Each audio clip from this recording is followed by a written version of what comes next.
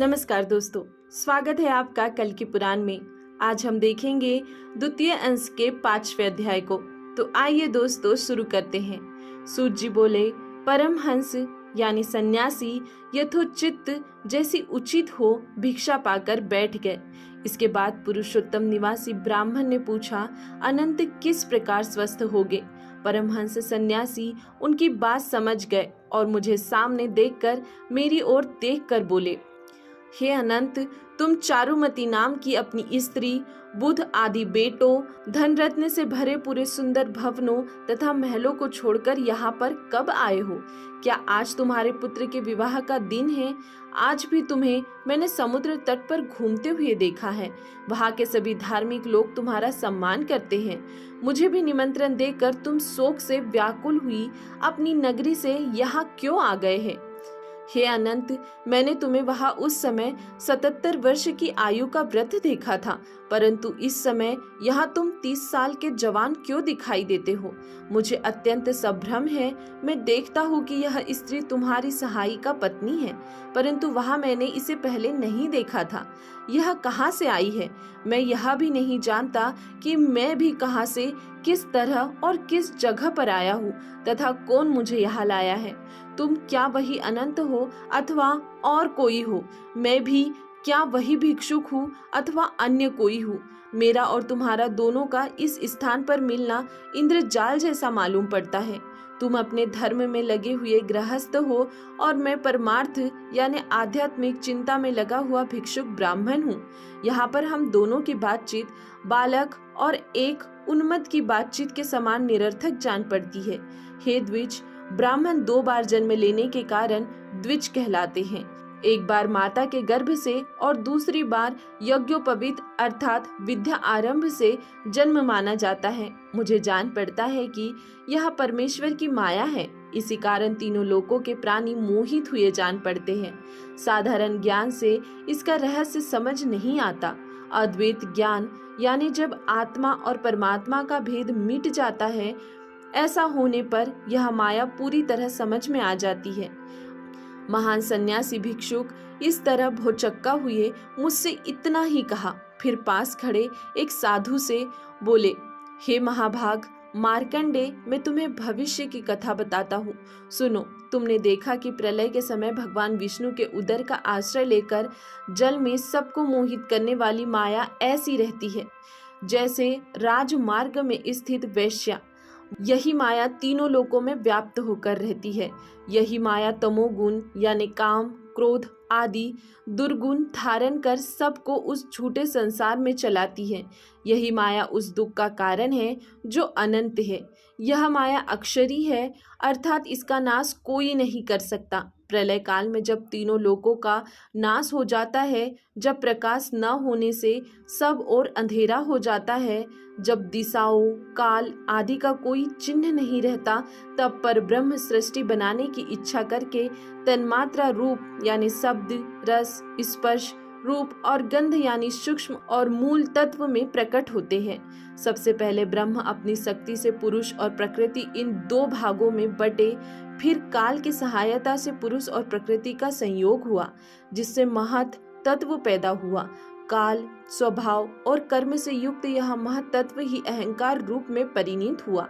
यह अहंकार गुण भेद से सत्व, रज, तम के अनुसार ब्रह्मा, विष्णु और शिव के रूप में परिणित होता है। सबसे पहले अहंकार तत्व से त्रिगुण वाले पंच तन्मात्र यानी शब्द, स्पर्श, रूप, रस तथा गंध पैदा होते हैं। इन पंच तन्मात्र से 5 महाभूत पैदा होते हैं। प्रकृति में ब्रह्म के स्थित होने से इस तरह सृष्टि बनती है। इसके बाद देवता, असुर, मनुष्य और इस ब्राह्मण रूपी बर्तन के पेट में जितने भी जीव, जंतु और पदार्थ हैं जो उत्पन्न और नष्ट होते हैं, वे सब पैदा होते हैं। परमात्मा की माया से ये सभी जीव ढके रहते हैं, जिससे ये संसार में फंसे और दुनियादारी के कामों में बंधे रहते हैं। इसीलिए ये अपने उद्धार का कोई भी उपाय नहीं सोच पाते। कैसा आश्चर्य है! माया कैसी बल वाली यानी सामर्थ्य वाली है। ब्रह्मा आदि देवतागण भी इसी माया के वश में हो जाने के कारण ऐसे ले जाए जाते हैं। जैसे नकेल से बंधा बैल या डोर से बंधा पंछी खींचे चले जाता है। जो मुनियों में श्रेष्ठ लोग इस प्रकार की वासना रूपी मगरमच्छों से भरी नदी को, यानी उस नदी को जो कि गुणमयी माया है, पार करने की इच्छा करते हैं, उनका जन्म ही संसार में सार्थक है, क्योंकि ऐसे लोग तत्वज्ञानी हैं। सौनक जी ने कहा, मार्कंड, वशिष्ठ, वामदेव तथा दूसरे मुनियों ने ये आश्चर्यजनक वचन सुनकर क्या कहा। अनंत की बात सुनने वाले राजाओं ने अनंत के मुख से अमृत के समान मधुर वाक्य सुनकर क्या कहा।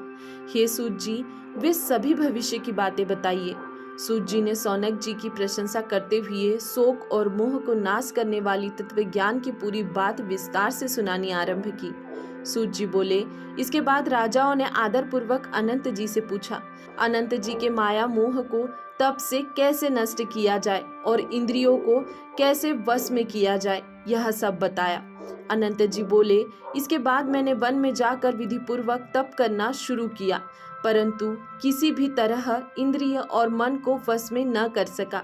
मैं वन में बैठकर जब कभी भगवान का ध्यान करता था, उसी समय मैं बराबर स्त्री, पुत्र, धन और दूसरी सभी बातें याद करने लगा। उनकी स्त्री, पुत्र, ऐश्वर्य आदि की याद आते ही मेरे मन में ध्यान को नाश करने वाले दुख, शोक, डर आदि पैदा होकर ध्यान में विघ्न डालने लगे। इसके बाद मैंने इंद्रियों के निग्रह करने का संकल्प किया। मैंने सोचा कि इंद्रियों को वश में करने से निश्चय ही मन को वश में कर लूंगा।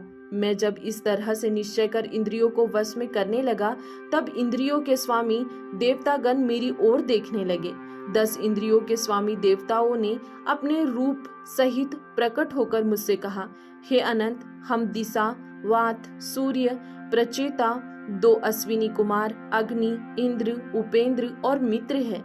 10 इंद्रियों के हम 10 अधिष्ठता देवता है। हम तुम्हारे शरीर में मौजूद है। हमें नाखून के अगले भाग से छिन्न भिन्न करना तथा नष्ट करना तुम्हारे लिए उचित नहीं है। क्या इस तरह से मन को वश में करके तुम अपना कल्याण कर सकोगे? कभी नहीं।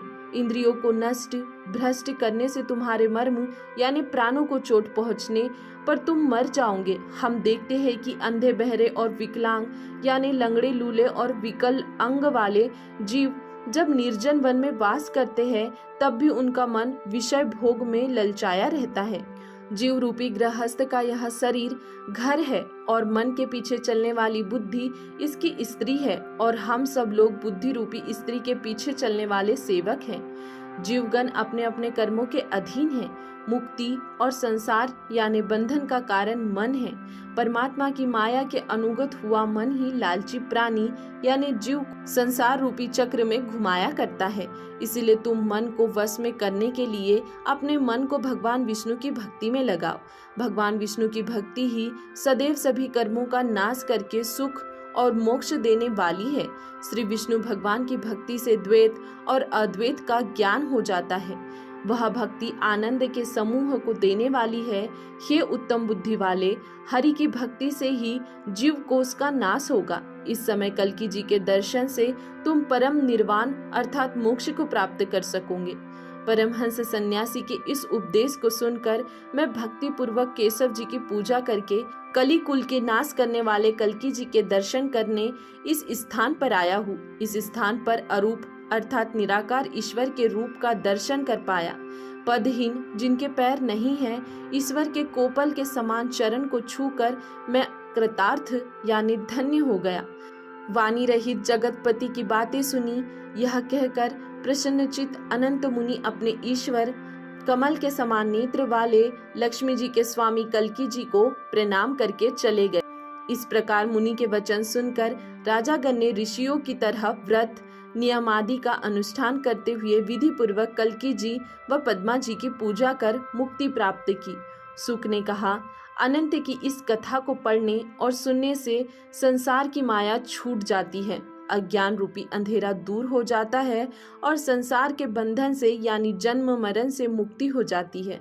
जो धर्मात्मा वैष्णव लोग भगवान विष्णु की सेवा में लगे रहने पर भी भोग विलास की इच्छा से दुनिया रूपी सागर में फंसे रहते हैं, वे इस कथा के द्वारा भेद से रहित ज्ञानो उल्लास की तेज तलवार को लेकर सुंदर भक्ति रूपी दुर्ग यानी किले के आश्रय में रहकर शरीर में रहने वाले 6 शत्रुओं काम, क्रोध, लोभ, मोह, मद, मत्सर्य यानी ईर्ष्या, द्वेष को पराजित करेंगे, यानी इन पर विजय पालेंगे। दोस्तों, यहाँ अध्याय 5 समाप्त होता है। अगला अध्याय देखेंगे हम अगले वीडियो में। तब तक के लिए धन्यवाद।